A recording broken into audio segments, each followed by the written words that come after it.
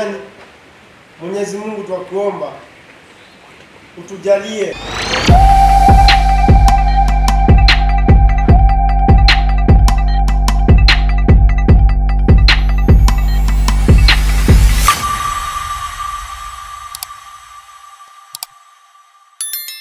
We have our young champions who are really benefiting from the expertise, knowledge that they are going to gain from the use of the ICT equipment, and even documenting this one.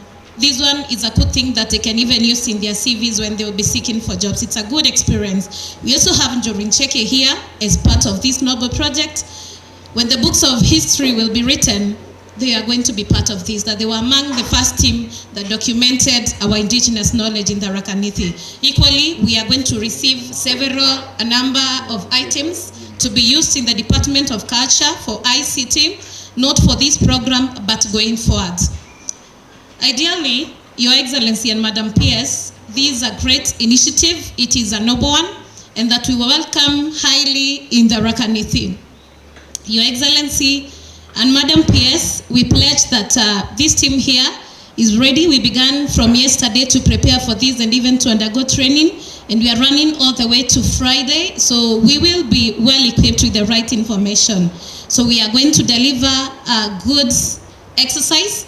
We are going to document correctly, and true to the word of Dr. Ivan Starach about commissioning, I think we are going to beat all odds and outshine each and every other county so that we are going to roll out this program in Rakanithi. To our young champions, we are highly banking on you, as well as Chuka. Please learn and learn so that when you go to the field, you're not going to let us down.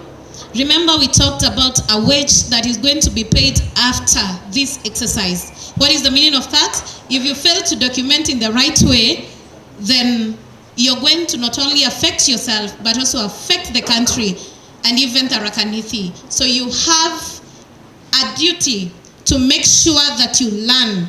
Hii mambo ya simu, kwa sababu hapa kuko na password, sijui kama tutatafuta a certain common basket. Najua vijana ni watu wa TikTok, WhatsApp. I don't know if we are going to set an alarm. Tunasema hii ndio masaa mtatumia simu, but ideally take time to grasp what is necessary. You can't go to the field without the right skills, without the right knowledge to use these applications. So I kindly request you, learn, learn, learn. Been to this, you don't know. Maybe this one is a stepping stone, and we are going to require you going forward. Having said that, Your Excellency and Madam PS, allow me to express my sincere gratitude for choosing the Rakanithi. You're welcome. The Rakanithi is a great county, and among the things that we are going to document here is a place called an elephant maternity, that we are even going to go for practicals on Thursday to see where it is. In our culture, we call it Mwarati Wanjogu. We are going to do something nice. Thank you so much. Welcome in the Rakanithi. Let's go shine and do something nice. Asante.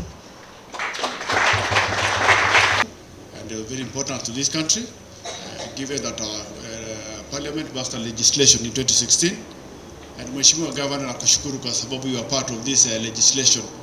At a personal level, at some point I was concerned, because when we go through schools and through other institutions, you learn that Africans or Kenyans, we have had a very rich culture, but it has been drained over time because of lack of documentation.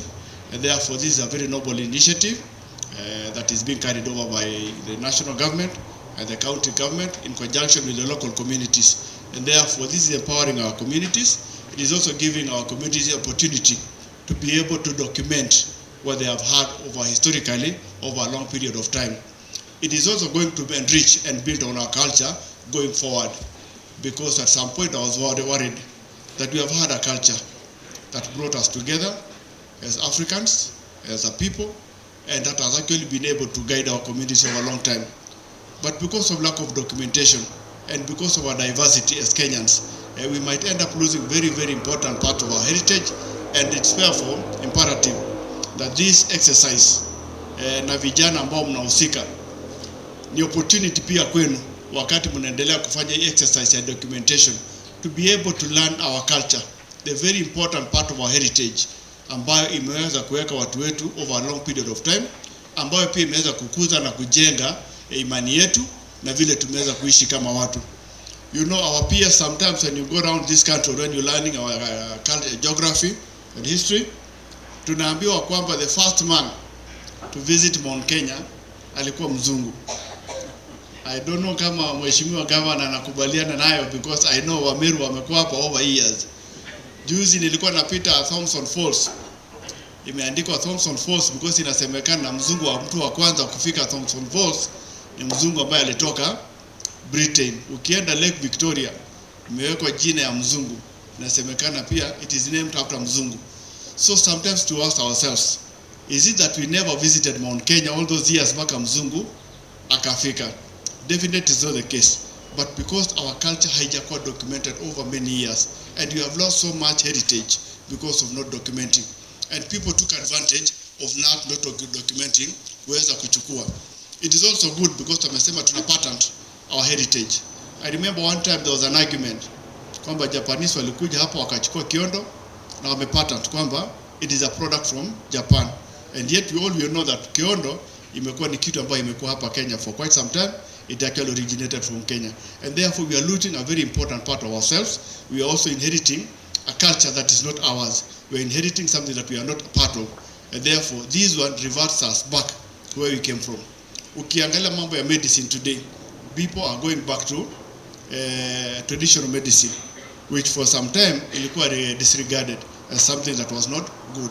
But tunaanza kuona people are going back to other way of life. Ukiangalia watu sasa wanaanza kurudi, and therefore this is part of the process of taking us to where we came from, building strong culture, building strong heritage, and therefore our peers, we are not taking it lightly that you are here today. We are going to support this program both at the national level and at the county level. I know tunafanya kazi hapa very close na county government. I remember juzi tulikuwa na His Excellency the Deputy President. So when we were planning with the governor, nikamwambia sisi tunachukua hii budget ya ilikuwa tent. Akaniambia sisi ni nani, because he was wondering sisi mimi niko national ama sisi, because he's expecting that I'm in the county, and therefore sometimes we find ourselves not being able to identify whichever side, because we are in the county and we work with the county much as we are working for the national government. But we have agreed as a people that we are serving the same citizenry, we are serving the same nation, and for the betterment of our country. And therefore sitaongea mengi sana. I just want to introduce the team ya national government ambao hajakuwa introduced. Madam Pierce, we have our DCC. Bwana To is the neighboring DCC from Igambang'ombe. As I said earlier, the DCC wa hapa angeweza kuja because you have also a colleague at DCC in Narok, but who is a resident here ambaye alikuwa amepoteza mzazi wake na mazishi ikawa inafanywa hapa chini. So angeweza kuwa na sisi. So take our apology. I'm sure most of our national government officers wangetaka sana kuwa hapa because they have a contribution to make. We have gone through this country. Myself nimefanya, I was counting wakati nimekaa hapa. This is my 11th county, and therefore wakati nimezunguka, I came from Kajiado the other day, I was in Marsabit, Bungoma, and we realized that every community iko na very rich culture, but at the same time ukiangalia our cultures zinakuja kushikana at some point. I was looking wakati Njurinjeke alikuwa anapeana ile description ya ile dressing yake, it had an importance. Everything that we did as a communities had importance. It's only that at some point tulikuja tukaambiwa ni mbaya, but we do appreciate kwamba as Africans we have things that we have in common much as it is that diversity, and therefore I'm really privileged and I'm happy to be part of this program. And therefore I think sitaongea mingi sana, because when the PS is here, he is also speaking on behalf of the national government, which is led by His Excellency the President of Kenya. And therefore sisi wote kama watu wa Tharaka Nithi tunakukaribisha kwa mikono miwili. Tunakuambia tunafanya kazi na department yako. Nilikuwa naongea na Dr. Tharacha. You know, I was put in another program group, WhatsApp group inaitwa Dodi, and I was wondering hii Dodi ni ya mazishi ama ni mchango. I didn't know, but now at least I have that information. For this Njurinjeke, when I was employed, when I was going through induction in KIA that time in 2003, when Bwana To, kulikuwa na lecturer anaitwa Oduogi. He came from Suba. So when he was teaching us about mambo, he was used to refer about Njurinjeke. Anasema ukienda Ameru, there are council of elders wanaitwa Njurinjeke. I never thought nakuja kukutana na wao. So when I came here, Madam Pierce, I was very happy wakati walikuja kwa ofisi yangu, nikasema these things that I was told about in 2004 is now real and is working for this community. So asante sana, Mungu akubariki na karibu tena sana, karibu Tharaka Nithi. And therefore, if I'm allowed, I want to take this opportunity to invite the Deputy Governor, aseme some few remarks, alafu invite Governor. Karibu sana. Today, we are privileged. Your Excellency, I have seen why these people wanted you to be here. And in fact, I want to thank you in a special way because of finding time to come because of your busy schedule. And at least witness and also the document being handed over to you because you are the President of the Republic of Tharaka Nithi. So to me as his deputy, my work is to support him to deliver to the people of Tharaka Nithi. We come to this cultural events, or this novel news has originated from state culture. I want to thank God because it is anchored in our constitution. Chapter 4, Article 44, it is very clear that the government will respect somebody's culture. And today we are privileged. Today we have rolled out our culture to be documented. You know, as I was comparing notes, the moment Your Excellency and our guest of honor, we met our first meeting with the director. I was just imagining the heritage of Ameru and the heritage of Israelites. If it is documented, they have all similarities. Because they believe they were rescued by Moses. And the Merians, they believe they were rescued by Komejoe. Where they say they had Joshua and the Caleb, and also in Ameru, we are saying there was Kuna and the Gaita. So I see the similarities. So it is at the time now for us, we as Tharaka Nithi people now, because God has blessed us this day, and also to have our governor said to be re-elected the second time. Governor, you can see we have blessed the county.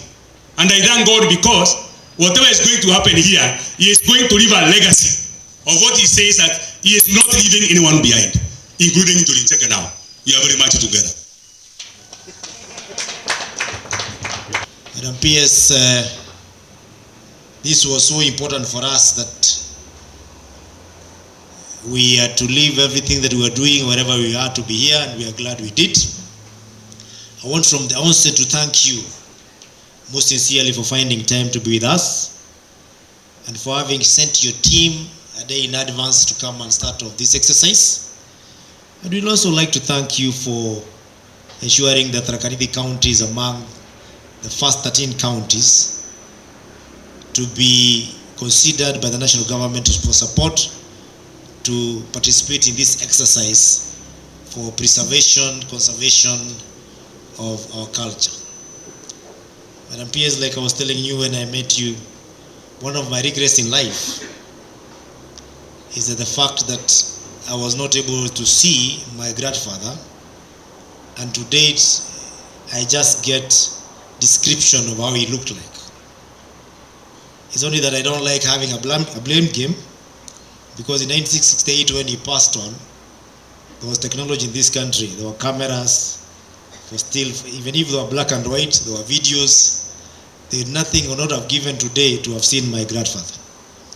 Of course, my father is not there today, but I ensure that my children do not only see his image, but they also see his video and even listen to how he used to talk. That is the same kind of documentation you're talking about, because there's so much in the world that happened before we came that we experience and enjoy. Madam PS, allow me to say that protection and preservation and promotion and valorization of our culture as a nation is vital for the global marketplace, mainly for promotion of tourism through culture and heritage. Therefore, discussing the importance of valorization of the ideas, customs, and social behavior of our people, and its importance globalized in the world, characterized by high level of exposure and unpredictable change. All those who work toward its conservation should be celebrated, like the ones who are doing this today here with your team, because they are pursuing monumental projects which will inevitably bear great rewards for the generation that will follow after us. It is for this reason, Madam PS, that I take this opportunity to thank the State Department of Tourism, Culture, and the experts from the Heritage led by Dr. Evans Taracha, who has been here since yesterday with his team, representing you, of course, and the CS, for undertaking indigenous knowledge, documentation, and digitization project in the Kanidi County towards documentation of our culture. I also thank the National Museums of Kenya, who I believe are represented here. I saw Dr. Ari, for pursuing this partnership with the county government of Tharaka Nithi and our community. We value this strategic partnership due to its potential in improving and enhancing our way of life through our cumulative interactions. The county government of Tharaka Nithi is obliged to have the protection of traditional knowledge and cultural expression that is normally in the act that was passed in 2016 that Mr. Tabacha was referring to, which is Traditional Knowledge and Cultural Expression Act of 2016, commonly referred to as TK and CE, and it was revised in 2018. This gives us the express authority to establish and maintain a register of information relating to traditional knowledge and culture expression of the communities within our county. Through the Department of Culture and Tourism, we will work with the national government in actualizing this program and follow up on the data collection through the county commissioner who is represented here today, the county commissioner for the day, Bwana Wesley Rotich, my very good friend. I want to also tell the PS that in Tharaka Nithi we normally work as a seamless team. So whatever is preserved by the county commissioner is also with us. In partnership with Tharaka Nithi County Assembly, who are represented here today by the leadership and also the Committee of Sports, Culture and Tourism, adequate support will be accorded to the department as well in a bid to conserve our cultural norms. Specifically, our county assembly has spearheaded bills that protect the persons living with disabilities by passing the Persons Living with Disability Act of 2020, Youth Empowerment Bill of 2020, and Policy Development for the Heroes Bill, which is still lying at the county assembly. Further, the Tharaka Nithi County Cultural and Heritage Policy is also at public participation stage. We are also in the process of drafting a comprehensive tourism policy as a county. Through this program, we have all been granted an opportunity to ensure that the indigenous culture of all sub-tribes of Tharaka Nithi County, namely Tharaka, Mwembi, Mudhambi, and Chuka, are digitized so that we can have protection of culture theft that has been talked about by our county commissioner, who was referring to the Kiondo that was supposed to be culture or our own inheritance, but now is in Japan. We appreciate the support that the National Museums of Kenya has provided in digitizing the equipment for this purpose. Representatives of Tharaka Nithi County have a very crucial role to play in supporting this initiative. Our young champions who are seated here, who are carefully selected, they have from different cultural backgrounds. Our Council of Elders, Njuri Ncheke, and the stakeholders of culture, which represents the diversity of the Tharaka Nithi community, will work hand in hand to ensure that all the valued aspects and traditions are going to be considered in this exercise. Our language, customs, and traditions have played a role in our lives and also helped us to share our fundamental beliefs and ideologies to the people who visit us. At an elementary level, We celebrate culture through the food, costumes, festivals, and we also play a pivotal role in connecting us to those who embrace our diversity. The Rakanithi cumulative culture defines who we are and distinguishes us from others in terms of ethnicity. Madam PS, I also call upon our people to embrace traditional deposition and maintain a balance between it and rapid modernization. Thus, I urge our honored guests to take this opportunity to learn more about Rakanithi County and a rich traditional historic background, which is accumulation of a variety of elements, including the events and practices that our people carry forward to centuries to come. And PS, I also want to take this opportunity with your team to let you know that, or inform you that we normally have various cultural activities throughout the year to celebrate our tradition. And among all our cultural festivals, we have one very famous one called the Rakanithi Uraget Cultural Festival that we hold in September every year. And we've been holding it when COVID allows us, when elections allow us and other things. This year we purpose to hold it in September. We'd like to take this opportunity to welcome you to that particular event, and I will personally bring you the letter of invitation together with the CS.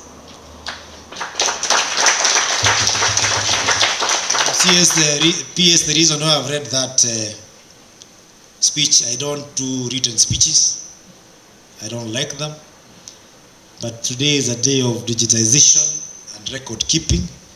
I wanted you people to keep record of my speech, so that on the day when we are looking back, we will say this is what the governor said on this day.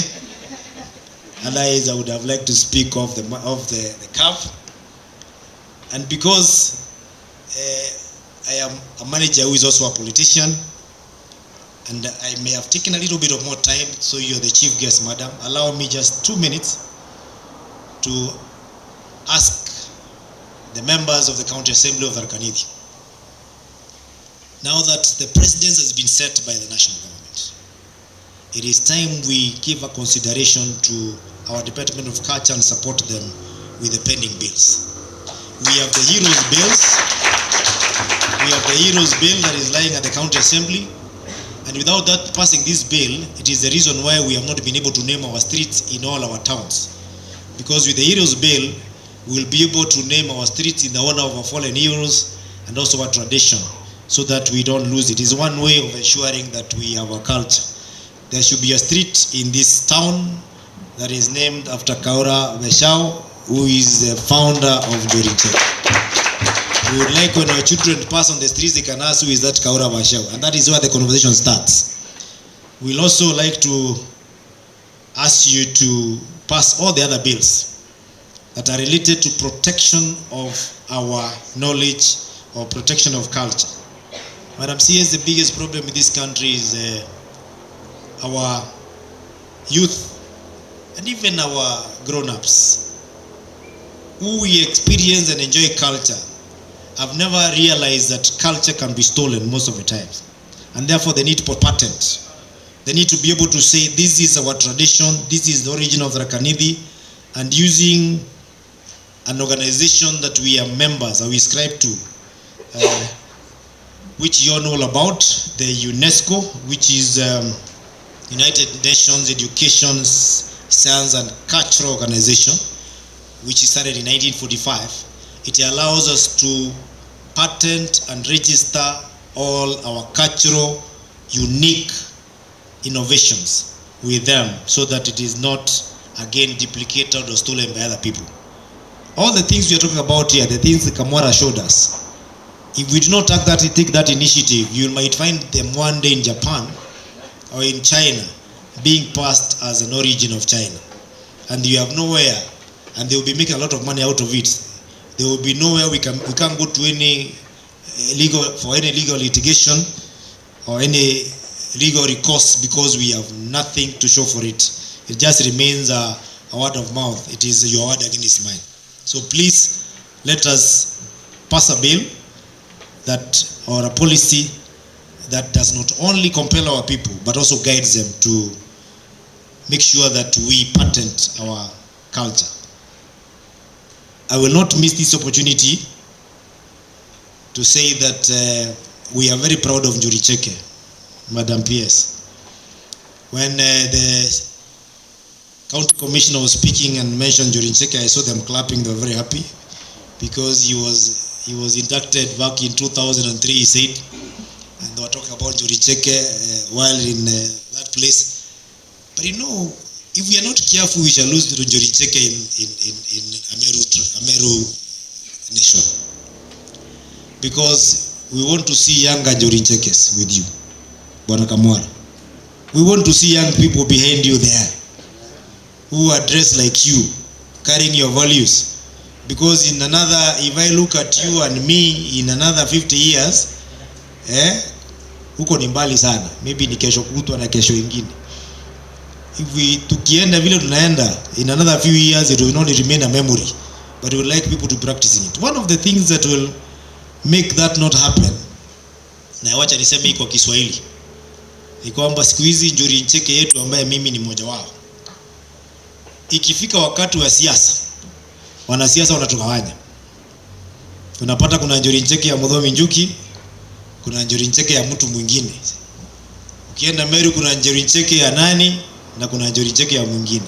Sisi tunaomba tafadhali, ikifika wakati ya uongozi wa Njuri Cheke, let Njuri Cheke be non-partisan. Njuri Cheke isitumike kwa siasa, Njuri Cheke ikae kwa kuongoza kila mtu. Mimi nilifundishwa kwamba wale ambaye si wa Njuri Cheke kama kina mama ni watoto wa Njuri Cheke. Hakuna mtu anataka kuwa Njuri Cheke ya mtu mwingine, tunataka kuwa Njuri Cheke ya Karao Beshao, si kila mtu. Kwa hivyo tunamuomba nyinyi kwa unyenyekevu, tukiwa viongozi wa siasa, tukimuita mkatae. Tukimuita sema tuite tukiwa zote pamoja ama mkiwa nyote pamoja. Si moja nafungia nyinyi kwa nyumba na mimi nafungia minja pande nyingine, watu wetu wanagawanya. Hiyo tradition inapotea. Nafikiria hiyo ikifanyika itatendeka vizuri na tutaelekea kusaidia watu wetu. Finally, Madam PS, you know that Kenya is endowed to be one of the UNESCO registered wonders of the world, or that UNESCO site. We are only second to South Africa, who have 10 and we have 7.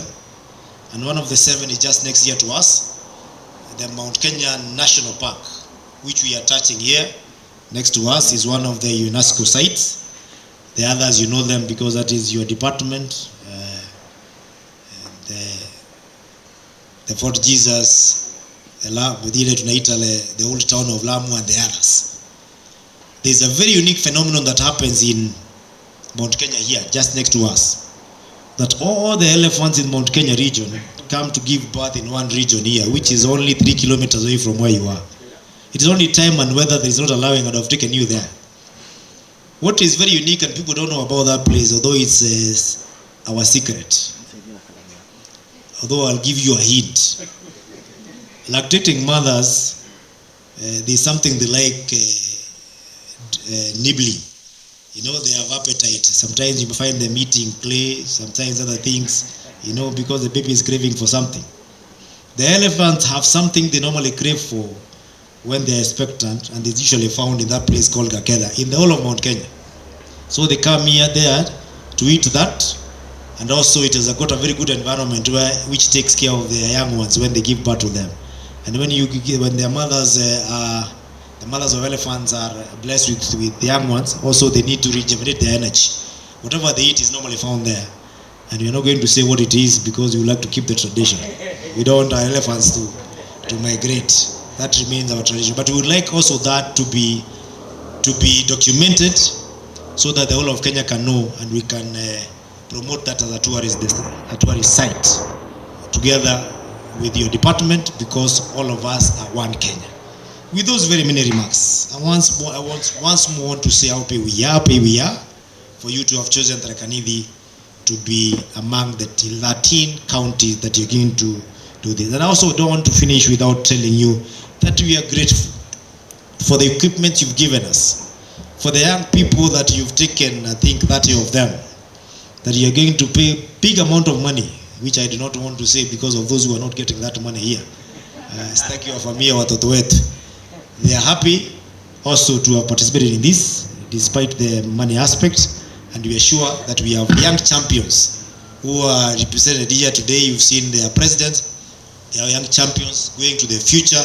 We are people who will tell the story because we are involved in writing that story. With those very many remarks, and I want us to be upstanding so that we can invite our chief guest, the PS, Madam Ubi Bashir Mohammed, the PS for Culture and Social Services, to address us. Karibu. I'm very happy to be here today.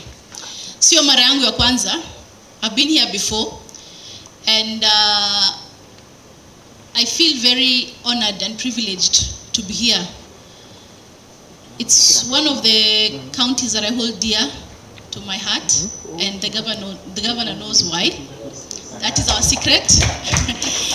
And ladies and gentlemen, I'm excited to preside over today's occasion in rolling out the indigenous knowledge documentation and digitization, what we call the DODI agenda in Tharaka Nithi County.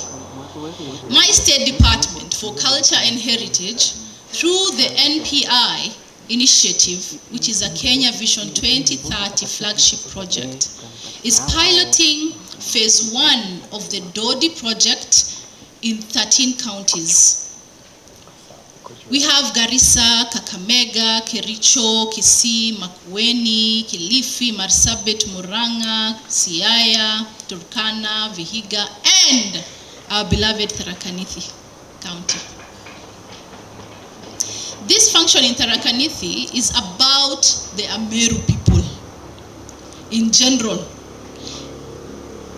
And the Atharaka, Chuka, Amwimbi, and Amadhambi sub-communities in particular. Mutaniwia radhi, mimi ni Msomali. Zingine zinanichenga. But all in all, Meru, the people of Tharaka Nithi County. Distinguished participants, the DODI project is being implemented by my State Department in partnership with different stakeholders, including state agencies, county governments, and indigenous people and local communities. The project is part of the government's efforts to implement Kenya's Protection of Traditional Knowledge and Cultural Expressions Act, an act of 2016. Ladies and gentlemen, the project seeks to cover all the 47 counties in line with the act of 2016, but is being rolled out in phases. The main focus is to document and digitize indigenous knowledge and also associated cultural expressions of all the communities in Kenya. The project has come up with indigenous knowledge management system that's one of a kind in the country, owned and actually done by Kenyans, and perhaps even on the continent. The system comprises of data collection, protection, approval, and access modules. The final product will be an indigenous knowledge innovation bank. This will serve as a platform for lawful access and utilization to the community's indigenous knowledge intellectual assets through creativity and innovativeness to generate wealth, create jobs, and improve our livelihoods. By providing legal certainty and clarity, the Innovation Bank platform will also prevent the piracy of our assets, such as the case with the Kiondo. We have also the Kikoi. Juzi I was online and I was buying things online and I saw a Kikoi being sold in form of a trouser, you know, na inauza uko China. Sasa nikajiuliza, I thought hii Kikoi ni ya huku kwetu Kenya, you know. So that is why it's actually an important thing to digitize and document all our cultures, patent if possible. Distinguished guests and participants, this project is being implemented in line with the international commitments and conventions such as the Convention on biological diversity, Nagoya Protocol, WIPO, UNESCO, among others, which have been domesticated under our supreme law, the Constitution. The Constitution of Kenya 2010 recognizes culture as the foundation of the nation and obligates anyone accessing and utilizing its cultural heritage and intellectual assets to fairly and equally share resultant benefits, including technologies. This access should be through a consultative and transparent process between the owners and users of the resources or knowledge under legally binding contracts referred to as prior informed consent and mutual agreement terms. That is what we saw. Ladies and gentlemen, I'm aware of the consultative process that has also taken place, and today we will witness, which we already have, the signing of the consent agreement between the Njuri Ncheke, the county government, the national government, that is the Ministry of Tourism, Wildlife and Heritage, NPI. The Njuri Ncheke Governing Council of Elders represents the local Ameru people who act as the custodians of the community's indigenous knowledge, intellectual assets. That's why we cannot do anything, we cannot document, we cannot digitize without the consent, okay, and the blessings of the elders.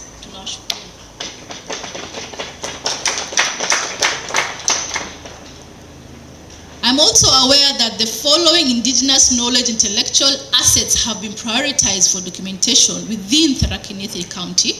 Cultural sites and shrines such as Kibuka, Igairoini, Kiria, Mau Mau Caves, Mwarati, Wanjogu, that's what the elephant maternity ward that His Excellency was just talking about, which I would love to visit next time I am here.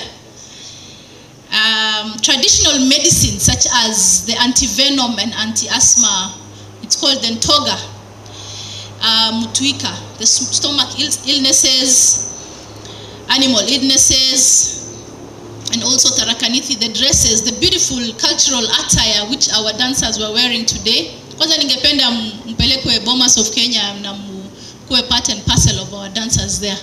So nitaongea na Excellency,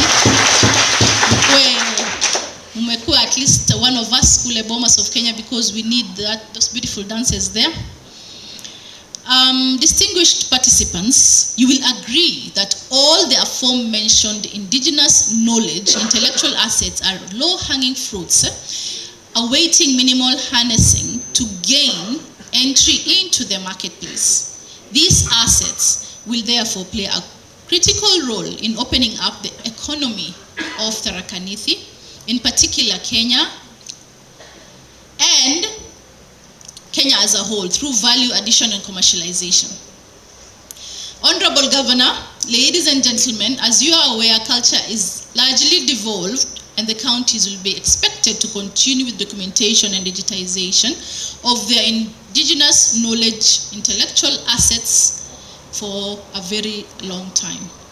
The national government, through my state department, will build the capacity of the counties and local communities and initiate pilot programs towards the long-term goal. The ministry received seed funding from Sports, Arts and Social Development Fund that has supported the capacity building, training and recruitment of 390 young champions of culture as data enumerators and purchase of high-tech ICT equipment for the 13 counties under phase 1. Hiyo si mmejionea wenyewe. Ladies and gentlemen, to ensure sustainability, the counties are expected to develop appropriate county legislative frameworks as well as mainstream the IKDODI project in their county integrated development plans and also your annual budgets. I'm happy that nearly all the 13 counties, including Tharaka Nithi, have factored the IK Dodi project in their CIDP and annual plans. Simjipigie makofi na mpigie.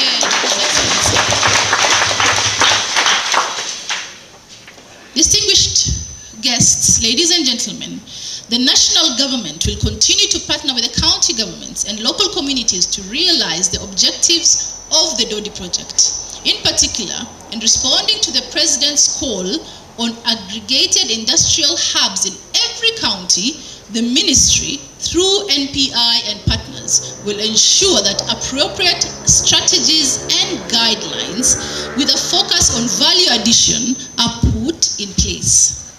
In regards to this, various intellectual assets will be prioritized for commercialization from Indigenous Knowledge Innovative Bank and also linked to the market. What does that mean? Itatuletea pesa kama county. So, for instance, promotion of tourism linked to the unique heritage sites, which His Excellency mentioned, the traditional foods, the medicine cottage industries, music, industry of filming, the arts, and fashion design, just to mention but a few. This will undoubtedly lead to the opening of this subsector as a new growth area for the economy and also contribute to the attainment of the bottom-up transformative agenda model of the Kenya Kwanza Manifesto. Ladies and gentlemen, the rollout of the Dodi project is ongoing to cover the remaining counties in phase 1, after which the bank that I'm talking about will be commissioned. An investment conference trade fair will be held to promote the prioritized indigenous knowledge intellectual assets for the marketplace. Finally, distinguished participants, it is my distinct pleasure and honor to officially launch the rollout of the IK Dodi project in Tharaka Nithi County and wish all our stakeholders who are benefiting from the capacity building exercise best of luck as they embark on the actual documentation and digitization of your birthright wealth.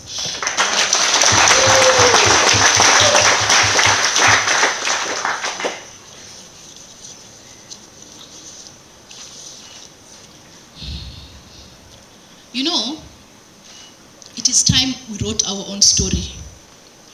Imefika wakati hatutakuwa tunaandikiwa hadithi zetu.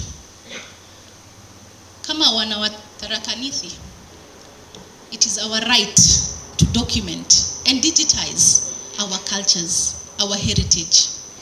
Because just like someone said, the county commissioner before me, we have heritage sites named after the colonialists.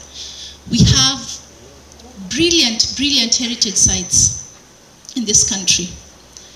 And you know, our story has always been written for us. Hadithi zetu zinaandikwa na wengine. Lakini muda umefika. Muda umewadia. Wa kwetu sisi kama Wakenya kuandika hadithi zetu. Au sio?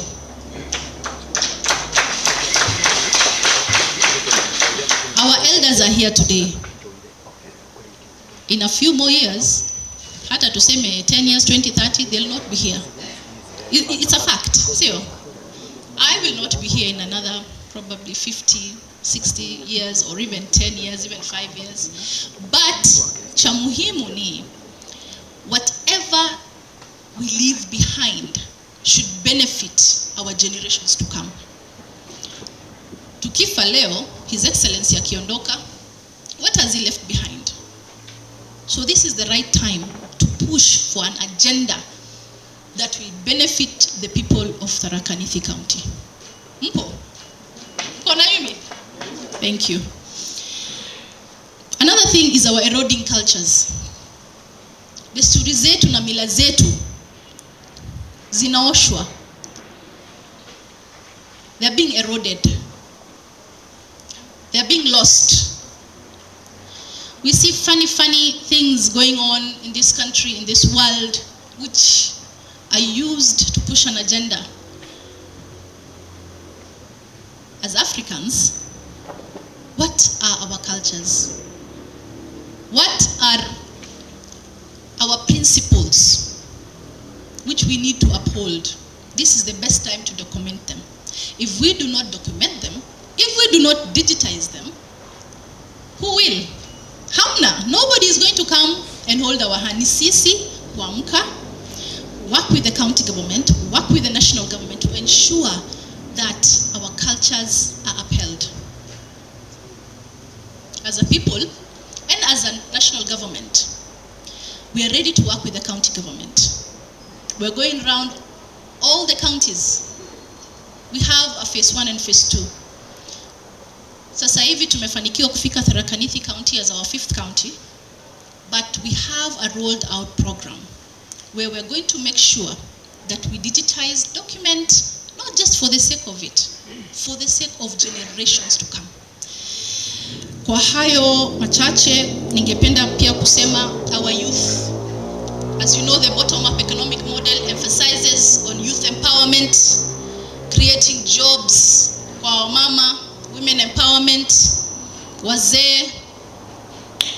This is the best way to do it. Sasa hivi we have employed 30 youths in this county, and we're not stopping there. The youth have a president and a deputy president. I'm impressed that the deputy president is a lady.